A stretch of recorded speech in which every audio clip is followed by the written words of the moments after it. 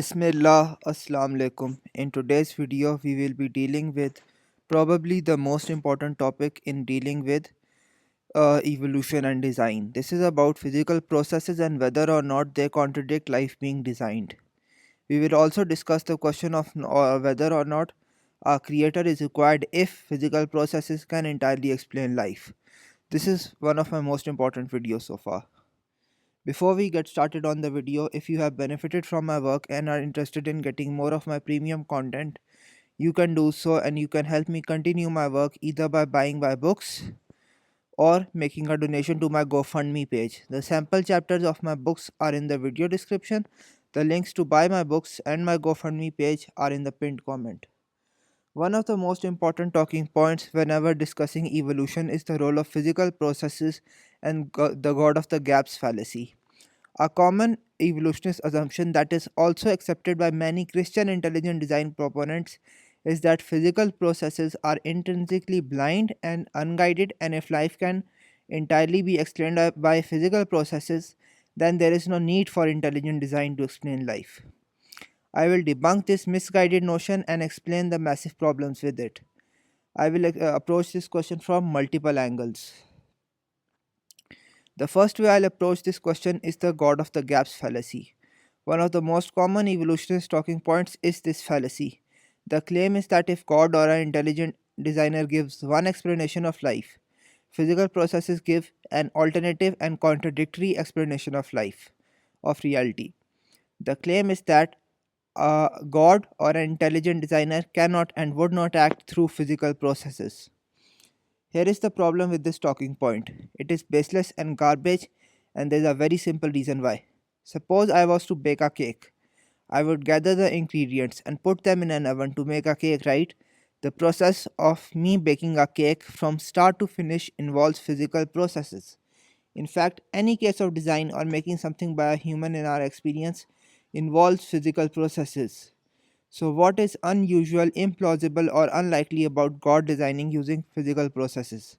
This is a very common talking point from evolutionists, and as you can see, it is extremely weak and easily debunked. Another way this talking point is believed by both atheists and evolutionists and intelligent design proponents is like this. Suppose physical processes could explain everything in life. If that is the case, then why do we need God or intelligent design? Invoking God or intelligent design would be a violation of Occam's razor. This is a very important topic and is in fact an extremely common justification for evolution. Here is the problem with this claim, and it is a simple one. Let's agree for sake of argument that physical processes can explain everything about life. What the evolutionists are doing is making a jump here and claiming that blind, unguided physical processes can explain everything about life. They never proved this. All they can do and all science can do is discover physical processes involved in life. The claim that these physical processes are unguided or blind is just their assumption. At this point, both some evolutionists and intelligent design proponents will respond by saying that physical processes are inherently blind.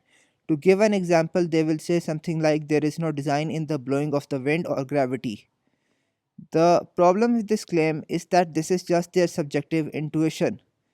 They are not giving any arguments for there being no design in wind blowing or gravity. This is just their assumption, which is why their belief is worthless. Another way both evolutionists and intelligent design proponents will try to challenge me is by saying that if physical processes can explain everything, why do we need God? Here they are invoking Occam's razor. I will not deal with this argument. The important thing to keep in mind is that Occam's razor means the simplest explanation is the one that which should be preferred. The version of Occam's razor used in this argument is the following.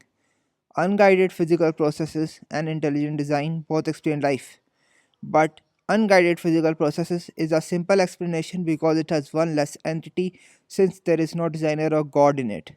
So it should be preferred based on Occam's razor. There is a very simple problem with this line of argumentation. If evolution is true, then there have existed an absolutely massive amount of intermediate or transitional life forms for which We have no evidence at all from the fossil record. This is an uncontroversial claim even according to mainstream evolutionary biologists. So, if evolution is correct, there have to be an absolutely massive amount of extra entities.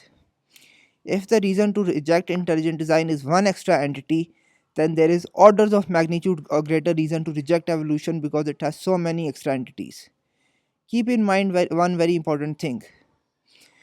Many evolutionists think that if you can come up with, and atheists for that matter think that if you can come up with the conceivable explanation for life without God, then the burden of proof is on the person arguing for God or intelligent design. But this is not Occam's razor. Occam's razor is the simplest explanation, not the explanation without God. This is just their indoctrination. I hope you have enjoyed this video. This video is a short review of the type of argument I used in my book, Evolution and Design, Logic and Evidence. If you are interested in this topic, kindly do check out the book. The sample chapter of my book, all my books are linked in the video description. I worked very hard and I'm going through some financial and personal problems. You can help me continue my work by making a donation to my GoFundMe page. Any donation, great or small, will be greatly appreciated. Till next time, Assalamu alaikum.